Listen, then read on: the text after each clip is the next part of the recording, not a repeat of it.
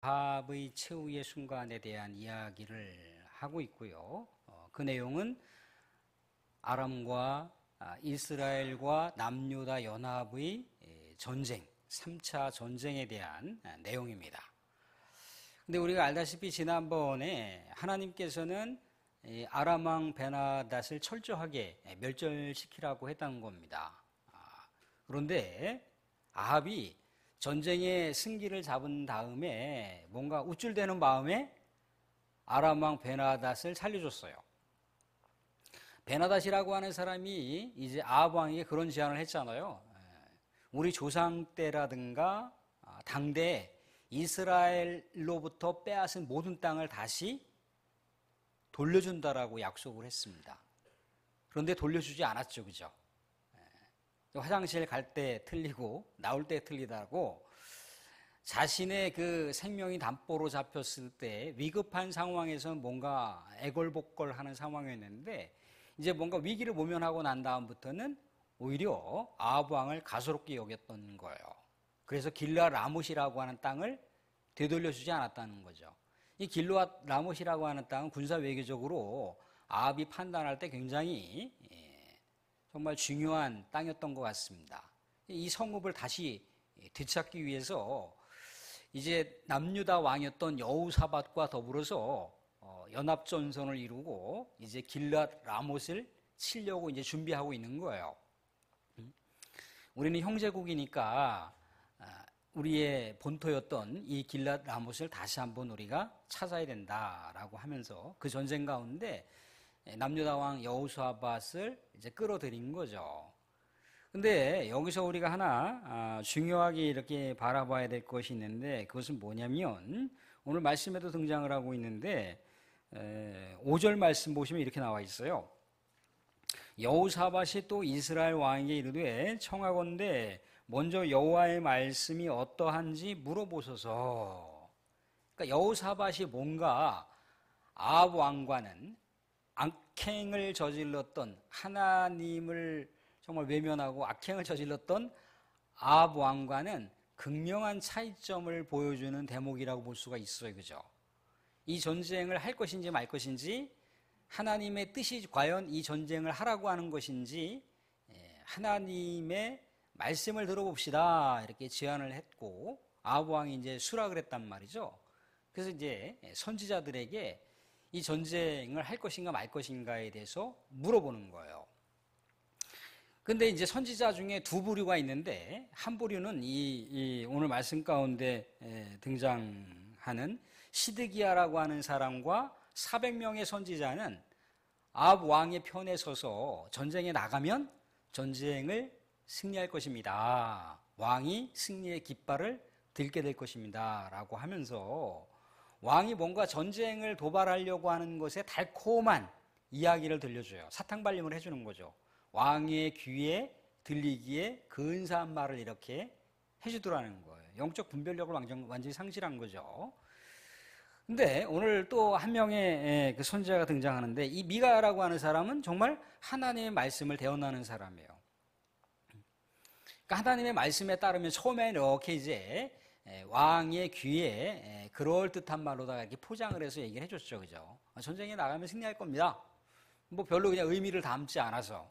근데 아합 왕이 진짜 하나님의 말씀을 대언해 달라고 이렇게 하니까 왕이 전쟁을 하는 순간 비참한 최후를 맞이하게 될 것입니다. 라고 얘기를 하더라는 거예요.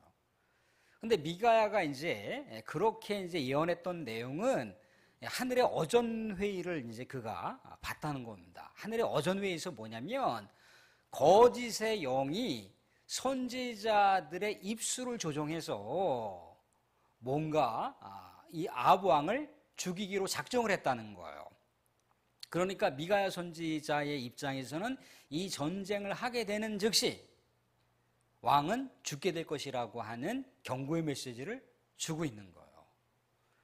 그런데 이 경고의 메시지를 주는 것은 어떤 의미를 내포하고 있습니까? 다시 기회를 주고 있는 거예요. 아합 왕이 마음을 돌이킬 수 있도록 기회를 준 거라는 거죠. 사랑하는 하나님의 백성들은요, 운명론자들이 아니에요. 하나님은 그렇게 운명론자로 살아가는 것을 우리에게 원하지 않습니다. 우리에게 주어져 있는 어떻게 보면은 그냥 인간적으로 생각할 때 우리의 길이 막 정해져 있는 것 같고 우리의 길이 막 숙명처럼 나는 내 팔자나 뭐 운명을 가지고 이렇게 살아갈 수밖에 없는 존재인가 보다라고 그렇게 우리 이 내면을 우리 스스로 이렇게 품으면서 살기를 원하지 않습니다. 어떻습니까? 늘 언제나 하나님을 앙망하면서 운명을 타개하기를 바라는 것이 하나님의 마음이라는 거예요. 근데 이미 압이라고 하는 사람의 운명은 정해져 있습니다. 압이라고 하는 사람은 하나님께서 계속 기회를 줬잖아요. 그죠? 나봇의 포도원을 빼앗고 나봇을 죽일 정도로 그렇게 악랄했던 사람이지만 하나님께서 또 기회를 주시자 마음을 돌이켰을 때가 있었다는 거예요.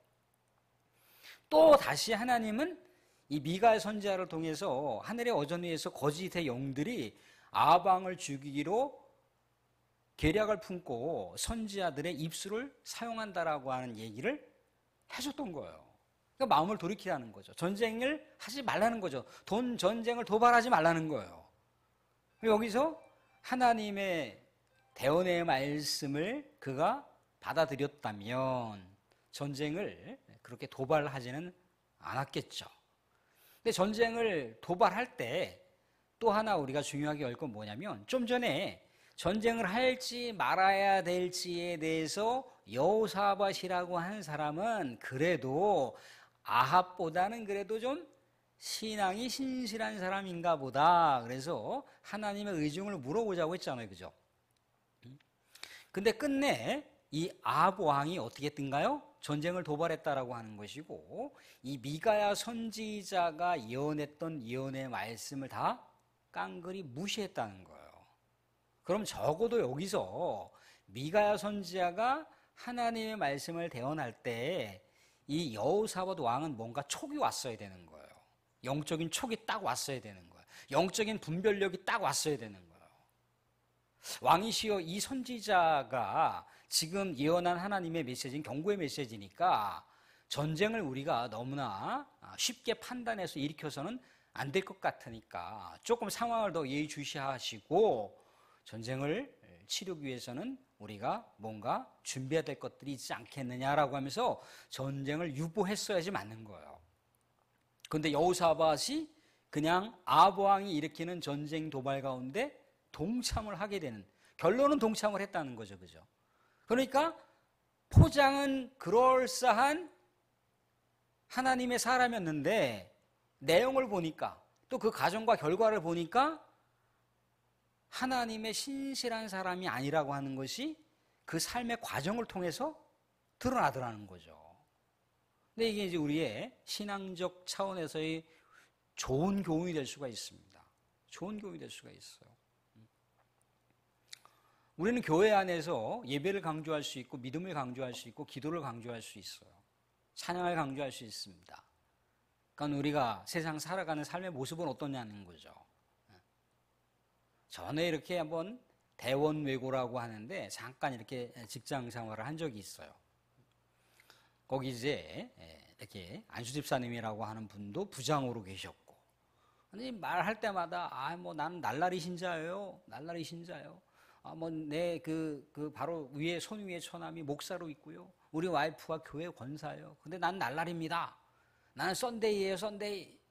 이제 그렇게 막 주장을 하시면서 이렇게 다니세요.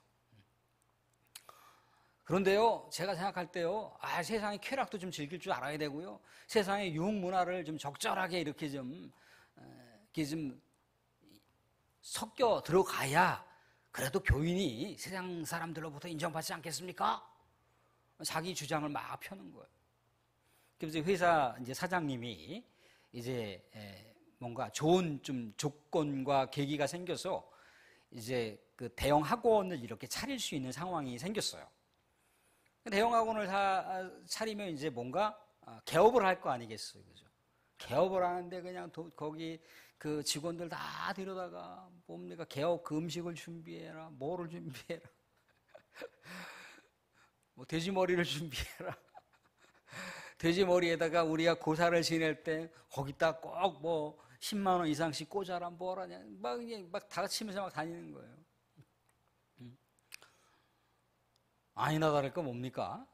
고사를 지내는데 이제 이렇게 서너 명씩 이제 가서 절하고 뭐 돼지 코 입에다가 막 이제 돈을 넣고 이제 그런 상황인 거예요.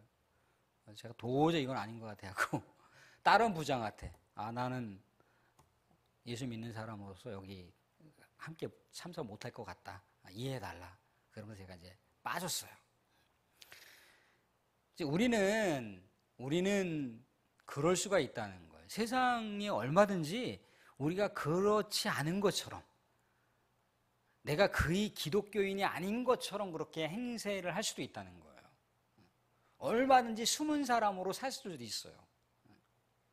우리가 그 예수님의 그 제자였던 니고데모와 아리마대 요셉을 통해서도 볼 수가 있잖아요. 예수님께서 십자가에 처형당하시고 장례 지낼 때까지 니고데모와 아리마대 요셉이 활동했던 내용이 하나도 없어요. 그럼 뭘 얘기하는 건가요? 숨은 제자라는 거죠. 자신들의 예수를 믿는 어떤 삶에 대해서 뭔가 이렇게 드러내놓고 그렇게 하지 못했다는 거예요. 드러내놓고 활동을 했던 제자들은 뭐고, 뭔가 숨어서 이렇게 살았던 사람들은 뭐냐는 거죠. 그 당시 어떤 체면과 그 자존심과 그 당시에 그 사람들의 어떤 직위나 그런 것 때문에 결국 예수를 저버리는, 예수님을 온전하게 믿는 믿음의 모습을 보이지 않고 살았던 삶의 모습을 우리가 보게 되더라는 거죠. 여호수아의 모습을 통해서 우리가 볼 수 있는 건 뭐예요? 우리도 얼마든지 그럴 수 있다는 거예요. 교회 안에서 백날 소금이요 빛이요 얘기해봐 아무 의미가 없는 거예요. 태양빛이 뭐 요즘에 장마가 이제 뭐 어디 좀 비가 좀 멈춰갖고 오늘 해가 딱 뜨고 이제 푸른 하늘이 쫙 비치더라고요. 해가 쨍쨍 내리쬐고 있는데 거기다 갖다가 빛으로 비치십시다. 아무 의미가 없어요. 아무 의미가 없단 말이죠. 어둠에다 갖다 비춰야죠. 밤낮 그 뭐 짜릿짠 그 김치에다가 소금 붓시다. 아무 의미가 없는 거예요. 그러니까 믿음의 사람으로서 우리는 얼마든지 여호사밧과 같은 모습으로 우리가 이중적인 모습으로 살아갈 수가 있다는 거예요. 그러니까 사도 바울이 두렵고 떨림으로 구원을 이루라고 빌립보 교인들에게 이야기를 하잖아요. 그죠? 정말 우리는 하나님 앞에서 살아가고 있는 것인가? 하나님 의식하면서 살아가고 있는 것인가? 늘 언제나 점검하고 돌아볼 것에 대해서 여호수아밧을 통해서 우리가 생각해 볼 수가 있다는 거예요. 하나님은 또 하나 우리가 아합에게 계속해서 하나님께서 기회를 주시더라는 거죠. 그죠? 근데 기회를 발로 걷어차버렸습니다. 기회를 발로 걷어차버리는 순간 운명을 타개할 수 있는 기회를 하나님께 주신 거잖아요. 그죠? 그런데 운명을 타개할 수 있는 길을 주셨는데 자기 스스로 운명의 길을 걸어가고 있어요. 어떻게 했던가요? 전쟁을 이제 도발하고 전쟁 가운데 자기가 뭔가 왕으로서 위협을 당할 수 있으니까 어떻게 했던가요? 변장을 했어요. 왕의 그 군사복이 아니라 다른 예복을 입고 다른 군사복을 입고 왕이 아닌 것처럼 눈속임해서 갔단 말이죠. 그죠? 그렇게 하면 뭔가 운명이 비껴갈 줄 알았다는 거예요. 그런데 공교롭게도 여호사밧도 왕이잖아요. 그죠?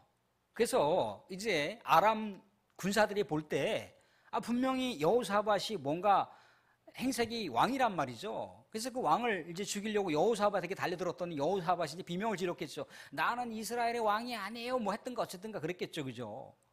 근데 이들의 이제 발걸음이 이제 돌렸는데 그냥 무심코 어떤 군사 하나가 활에다가 화살촉을 달아서 힘껏 활수위를 당겼는데 공교롭게도 아합 왕이 이 튼튼하게 입었던 갑옷과 갑옷살기 그 쇠조각으로 되어 있는 그 부분에 그 사이를 뚫고 급소를 찔러버렸어요. 뭔가 운명을 본인이 스스로 이제 개척해 보려고 하다가 그래서 어떻게 했던가요? 전쟁에서 죽었다는 겁니다. 피를 너무 흘려서 그 병거 마차에 피가 너무나 흥건하니까 이제 아합 왕을 장례를 치르고 나보니까 그 병거 마차에 아합 왕의 피가 너무나 흥건한 거예요. 그래서 오늘 말씀 가운데 보면 끝부분에 뭡니까? 38절에 그 병거를 사마리아 못에서 씻음에 개들이 그의 피를 핥았으니. 엘리야 선지자가 하나님의 말씀에 예언한 그대로잖아요. 그죠? 개들이 그의 시체를 어떻게 할 것이다라고 한 얘기를 했는데 그대로 적중하다는 거죠. 그죠? 하나님의 경고의 메시지를 그가 회개하고 하나님의 말씀을 순종하는 삶을 다시 한번 돌이켰다면 그의 인생은 새로운 이력을 만들고 새로운 역사를 펼쳐갈 수도 있었다는 거예요. 그런데 그가 거부하는 순간, 그가 그 기회를 발로 걷어차는 순간 그 운명은 자기 스스로 받아들이게 만드는, 자기 스스로 올무를 향해서 가고 있는 거예요. 그런 모습이 되어버렸다는 거죠. 사람들 금목작이라고 하는 말이 있잖아요. 그죠? 검은 것에 있으면 계속 검어지는 것.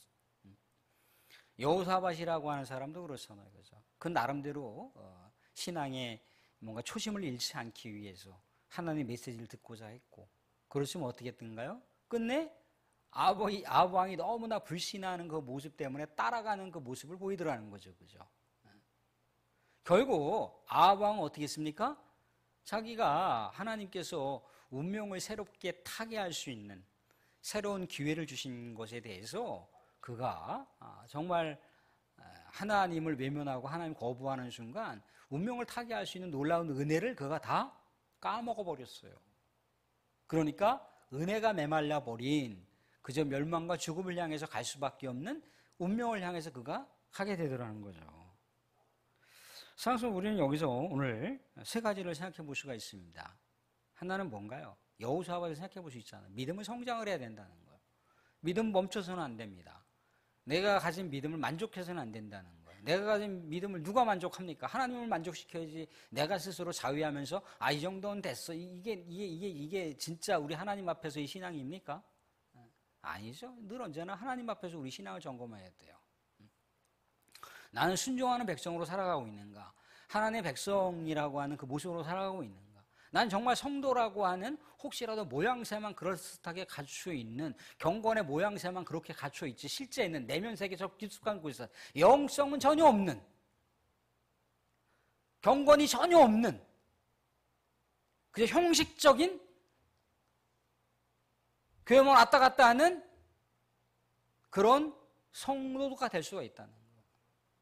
과연 그게 진짜 성도인가는 우리 스스로가 물어봐야 되는 거죠.